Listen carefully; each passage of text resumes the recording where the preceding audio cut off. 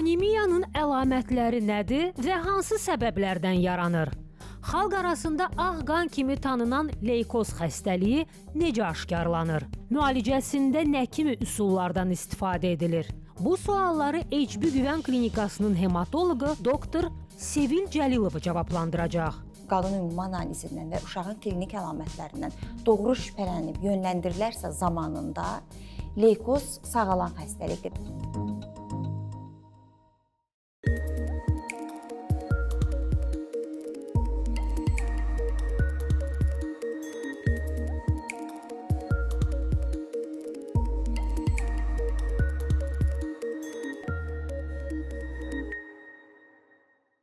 Hər vaxtınız xeyir olsun əziz Ayrıba TV izləyiciləri. Mən doktor Dilbər Rahim. Səhhətimizin bugünkü buraxılışında hər birinizi xoş gördük. Verilişimizə Ege Hospitalın Reproduktiv Təbabət Mərkəzinin baş sponsorluğunda baxırsınız. Ekrana yaxın əyləşin, çayınızı, kofenizi hazır eləyin. Maraqlı və aktual mövzulardan danışacağıq yenə həmişə olduğu kimi. İstərdim qonağımı sizlərə təqdim edeyim mövzu açılışı eləmədən əvvəl. Bugünkü qonağımız HB Güvən Klinikasının həkim hematoloqu, Milli Hematologiya və Transfiziologiya Mərkəzinin dissertantı Sevil Cəlilovadır. Necəsiz doktor? Salam, xoş gördük. Yaxşıyam, təşəkkür edirəm. Əhvalınız da yaxşıdırsa, məncə başlaya bilərik mövzuya. İlk sualımı səsləndirmək istəyirəm. Doktor, gəlin anemiyalardan danışaq bugün. Mən istərdim bir anemiya sözünün açılışını verək ki, tam olaraq necə bir xəstəliklərdir anemiyalar? Anemiya bildiyimiz qan azlığı xəstəliyidir. Tibbi termin olaraq anemiya deyirik. Anemiya özü fərdi bir xəstəlik kimi də mövcud ola bilər və daha çox başqa bir xəstəliklərin simptomu kimi, yəni asan dildə desək əlaməti kimi üzə çıxır. Yəni anemiya həmişə birincili olmur, həmişə hematoloji birincili xəstəlik kimi təzahür etmir. Daha çox digər xəstəliklərin təzahürü kimi, əlaməti kimi və yaxud da ki, ikincili olaraq ağırlaşması kimi ortaya çıxır. Bu həm uşaqlarda, həm böyüklərdə görünür. Ümumiyyətlə anemiya, qan azlığı nədir?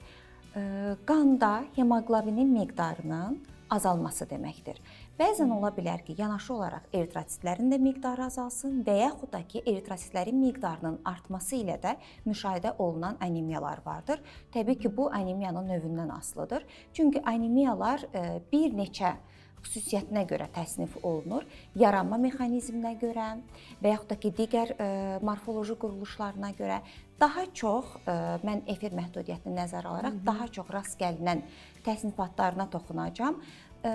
Anemiya niyə yaranır? Biz ya kənardan lazımi qida maddələrini ala bilmirik və yaxud da ki, aldığımız qida maddələri mədə-bağırsaq sisteminin patologiyaları nəticəsində sorula bilmir və yaxud da xəstə bir yerdən qanayır. Bunun da nəticəsində anemiya yaranır.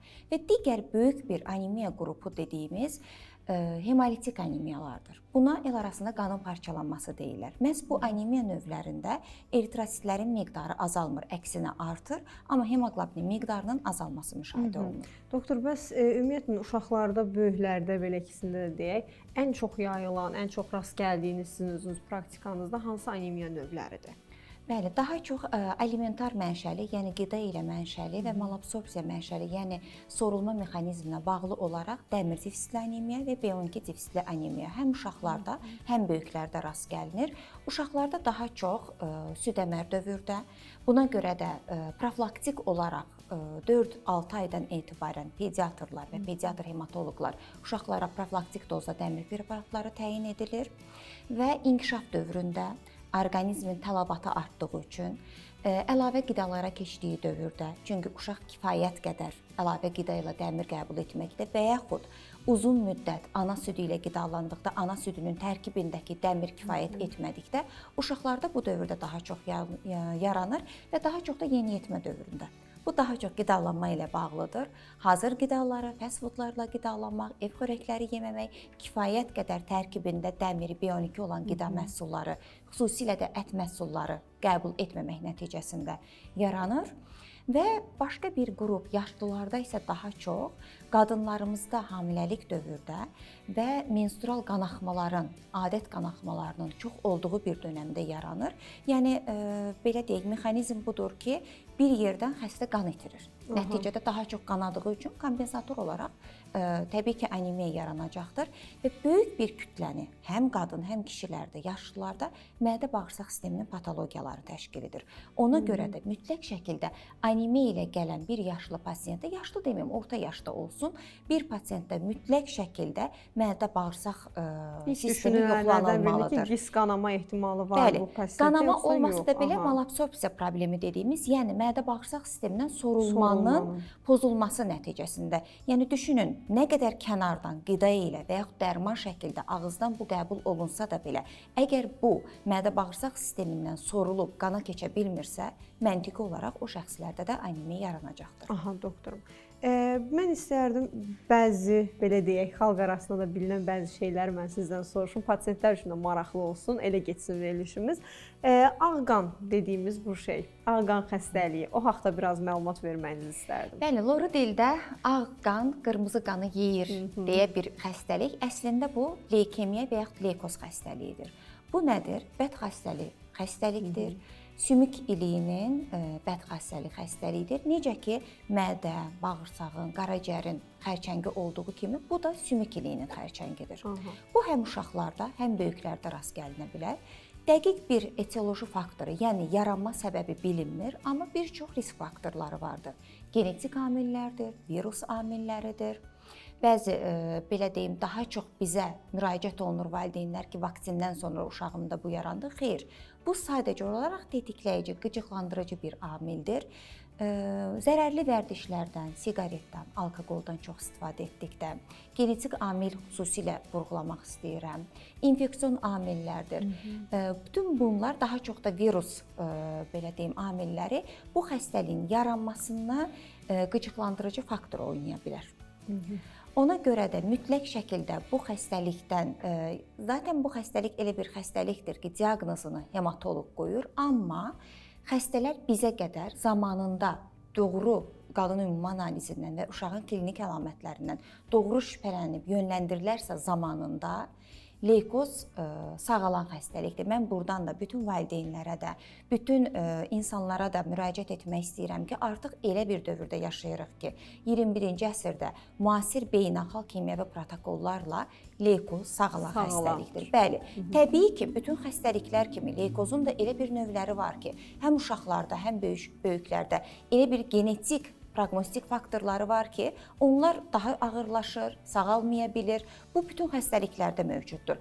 Amma artıq əvvəlki kimi leykozdur deyib keçməyək. Çünki leykoz sağalan xəstəlikdir. Ən önəmli faktor isə zamanında hematoloqa müraciət olunmalıdır. Biz zamanında müraciət elədik, doktor. İndi müraciət eləmişik. Bunun diaqnostikasından danışmaq istəyərdim mən biraz ki, əsasda uşaqlarda valideynlərin diqqət eləməsi gərəkən həmin o nüanslar nələrdir o diaqnostikada?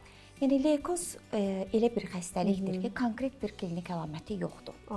Bir klinik əlamətlər toplusudur və birdən-birə yarana bilər, tədricən yaranmır. Daha çox valideynlərə yönəlik belə bir buradan mesaj kimi vermək istəyərdim ki, son dönəmlər valideynlər deyir ki, bu uşaq çox deyən, gülən, aktiv, hətta hiperaktiv uşaq idi, amma son dönəmlər daha çox halsızdır, daha çox süsləşib, daha çox yatmaq istəyir.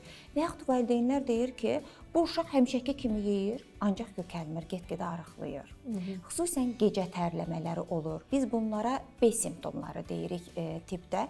Bunlar çox önəmlidir. Uşaqların temperaturu olur. Yüksək hərarətdə ola bilər, subfebral temperaturda ola bilər. Heç bir səbəblə açıqlanmayan, bəzən olur ki, uzun müddət aylarla həkimlər gəzilir, heç bir səbəb aşkarlanmır. O xəstələrdən mütləq şəkildə hematoloqa, yəni yönləndirilməlidir ki, altda yatan leykoz olmasın, digər bir hematoloji bədxassəli xəstəlik varmı, yoxmu deyə. Uşaqlar iştahsız olur, halsız olur, təngi nəfəs olur, süst olur. Yəni o uşaq həminki uşaq olmur. Bir belə deyim də ki, mütləq şəkildə o uşaqda dəyişiklik olur. Və ikinci mühüm amil də uşaqda heç bir dəyişiklik olmaya da bilər. Məsələn, bizə valideynlər müraciət edir, qan analizində biz artıq blast dediyimiz xərçəng hüceyrələrini, atipik hüceyrələri aşkar edirik. valideynlər təbii olaraq ilk dəfə bunu eşidən valideyn inanmaq istəmir. Deyir, mənim uşağım yeyir, içir, gəzir, qaçır. Bu uşaq normaldır, ola bilməz. İnkar edirlər bu xəstəliyi. Yəni bu cür gələn pasientlərimiz də olur. Təsadüfən tapılır. Necəsə olur, başqa bir şikayətə görə gedilir, təsadüfən belə bir burun qanaxmaları ola bilər, bədəndə heç bir səbəbsiz, travmadan əlaqəsi olmayan göyərmələr ola bilər. Bunlar trombositopeniya ilə bağlıdır. Təsadüfi olaraq kontrol olunan qan analizində aşkar oluna bilər.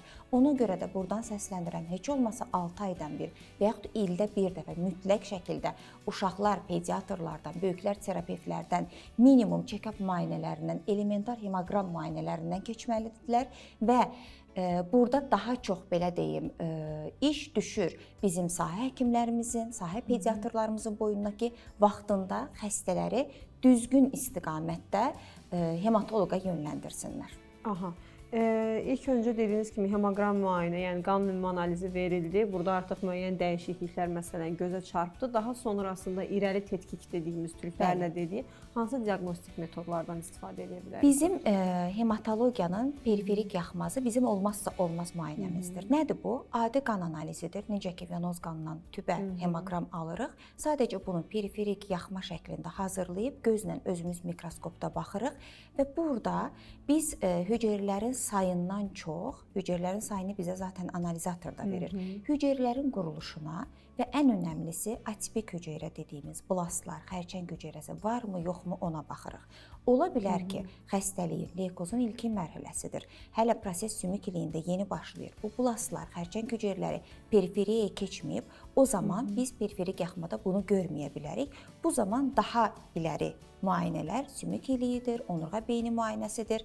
Bunlar və mütləq şəkildə qanın biokimyəvi müayinələridir ki, orada biz bəzi belə deyim biokimyəvi markerlər var ki, bizim üçün hematoloji belə deyim əlamətlər sayılır leykozdan şübhələnmək üçün ilk növbədə bunu edirik və ən önəmlisi qarın boşluğunun müayinəsi və ultrasəs müayinəsi belə deyim, splenomeqaliya, hepatomeqaliya dediyimiz və yaxud da ki, hepatosplenomeqaliya dediyimiz həm dalağın, həm qaraciyərin birlikdə böyüməsi və yaxud heç böyüməməsi də ola bilər və eyni zamanda limfa düyünlərinin müayinəsi.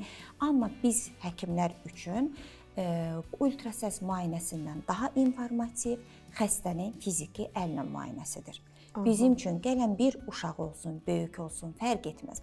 Burnu qanayan gələn bir uşağı belə saç telindən tutmuş, ayaq barmağının ucuna qədər soyunduraraq, ətraflı müayinə edərək biz bəzən bizə bir şikayətlə gəlir, amma əslində biz başqa əlamətindən o xəstənin altında yatan başqa xəstəlik olduğunu aşkara çıxardırıq və xüsusilə də hematoloq müayinəsində mütləq xəstənin soyundurularaq təpədən dırnağa qədər əllə müayinəsi, fiziki müayinəsi və düzgün və ətraflı anamnez toplanması çox önəmlidir. Yəni biz klinist həkimlər üçün belə deyim, ultrasəs müayinəsindən, qan təhlillərindən daha da informativ olan bu müayinələrdir ki, biz bu müayinələrlə 99% hallarda ön diaqnoz qoya bilirik. Doktor, az öncə özünüz də vurğuladınız, onurğa punksiyası və eyni zamanda sümük iliyi punksiyası. Sümük iliyi punksiyası insanlara çox təhlükəli və qorxunc bir prosedur kimi gəlir. İstərdim bu haqda biraz məlumat verərsiniz ki, prosedur necədir və həqiqətən də danışıldığı qədər təhlükəli və qorxunc bir prosedurdur. Çox gözəl məqama toxundunuz. Həqiqətən də, yəni adı biraz vahiməli səslənir. Sümük ilik dedikdə sümük iliyinin müayinəsi xeyr, heç də təhlükəli bir müayinə üsulu deyil. Biz bunu qalça sümüyündən xüsusi iynələr vasitəsilə anesteziya şəraitində götürürük. Əslində çox ciddi ağrıları da olmur. Sadəcə olaraq 1-2 dəqiqəlik çəkən bir prosedurdur. Ancaq o şərait, o psixoloji travmanı uşaqlara verməmək üçün, eləcə də böyüklərə verməmək üçün dünyada beynəlxalq standartlara görə anesteziya şəraitində çox yüngül anesteziya təbii ki. Sedasiya şəklində aparılır və biz sümük iliyi müayinəsi dedikdə qan analizi alırıq və oradan yaxmalar hazırlayıb həm sümük iliyinin morfoloji oradakı sümük iliyinin işləməsinə, orada atipik hüceyrələr varmı, yoxmu, blast hüceyrələr olsun, başqa digər, yəni tək leykoz üçün deyil bu. Biz hematoloqlar üçün sümük iliyinin müayinəsi çox önəmli bir müayinədir. Bu xəstədə bir hematoloji bəd xəstəlik yoxdur deməyimiz üçün biz mütləq şəkildə sümük iliyi müayinəsini etməliyik və oradan aldığımız 1 millim qanla ilk gələn qan nümunəsi ilə yaxma hazırlayıb yenə də mikroskopda o yaxmaya baxıb dəqiq diaqnoz qoya bilirik və leykozun ən dəqiq diaqnozu sümük iliyi müayinəsidir. Və artıq sümük iliyi müayinəsində leykoz blast hüceyrələri belə deyim aşkar olunduqdan sonra bəli, bu xəstədə qanın bəd xəstəliyi, xərçin xəstəliyi var. Amma hansı növüdür? Onu aşkar eləməyimiz üçün biz elə həmin prosedur zamanı tübdə də bir qədər qan nümunəsi alırıq və flostometri dediyimiz leykozun hansı növü olduğunu təyin edirik. Artıq bu, belə deyim, cihazla təyin olunan bir metoddur və yenə də bir tübdə qan nümunəsi götürüb, ilik nümunəsi götürüb genetik analizə göndəririk. Bu da bizim üçün nə üçün lazımdır? Bəzi leykozun növləri vardır ki, bəzi genetik mutasiyalar aşkar olunduqda biz artıq ilk gündən o xəstəyə proqnoz verə bilirik. Bizim kimyəvi terapiya protokolumuz ilk gündən hansı protokolla gedəcəyimiz dəqiqləşdirilir və hansı xəstənin sümük iliyi transplantasiya ehtiyacı olub-olmayacağını da məhz bizə genetik müayinələr verir. Və bundan əlavə sümük iliyinin biopsiya dediyimiz bir müayinəsi də var. Aspirasiyadan bir qədər daha çox sedasiya tələb edən bir durumdur. Burada artıq biz çox kiçik 2-3 sm ölçüdə sümük parçası götürüb morfoloji, el arasında buna əkilmə deyirlər, morfoloji trepana biopsiyadır müayinəyə göndəririk. 10 gün, 2 həftə ərzində cavabı çıxır. Bu da hematologiyanın bəd xəstəliklər zamanı bizim olmazsa olmaz müayinələrimizdən biridir. Aha, mənə elə gəlir leykozla əlaqədar müəyyən qədər məlumat əldə elədik sizdən. Bir də əlavə olaraq soruşmaq istəyirdim sizdən. Ən çox rast gələn, az öncə vurguladığınız kimi qanaxma ilə müşahidə olunan, yəni bu xəstəliklər hansılardır? Onlardan da biraz məlumat verərdik. Bəli, qanaxma xəstəlikləri, qanaxma dedikdə insanların ağlına həmən hemofiliya xəstəliyi gəlir. Hemofiliya irsi bir qanaxma xəstəliyidir.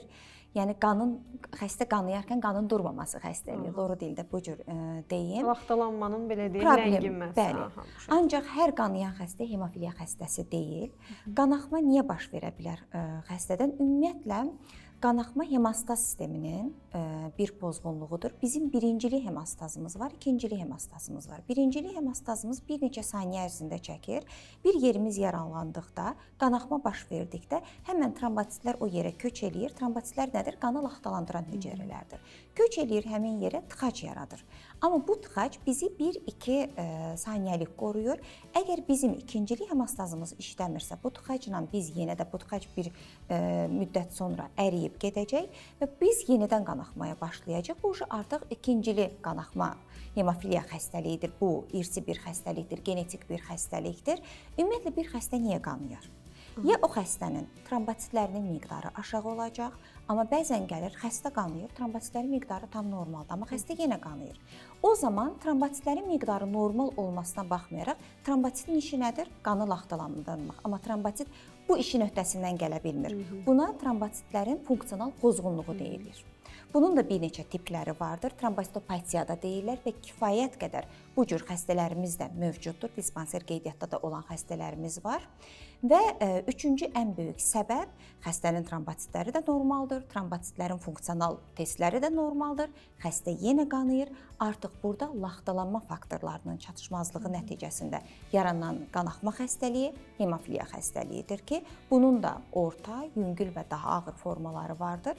Təbii ki, burada da artıq sahə pediatrları daha çox bu uşaqlarda belə deyim, nəyə görə? Çünki artıq hemofiliya xəstəliyi 6 ayından özünü büruzə verməyə başlayacaq ağır forması. Xüsusilə də oğlan uşaqlarında iməkləməyə başlayanda, sünnət olduqda və yaxud da ki, uşaqlarda diş çəkimi sonrası və yaxud valideynlər iməkləməyə başlayanda deyir, uşağım heç bir yerə dəymir, ancaq uşağımın bədənində səbəbsiz göyərmələr olur. Bu, sahə həkimləri üçün, xüsusilə sahə pediatrları üçün bir siqnal olmalıdır ki, ən azından bu xəstəni hematoloqa travmatoloqa yönləndirsinlər. Aydın doktor, təşəkkür edirəm sizə.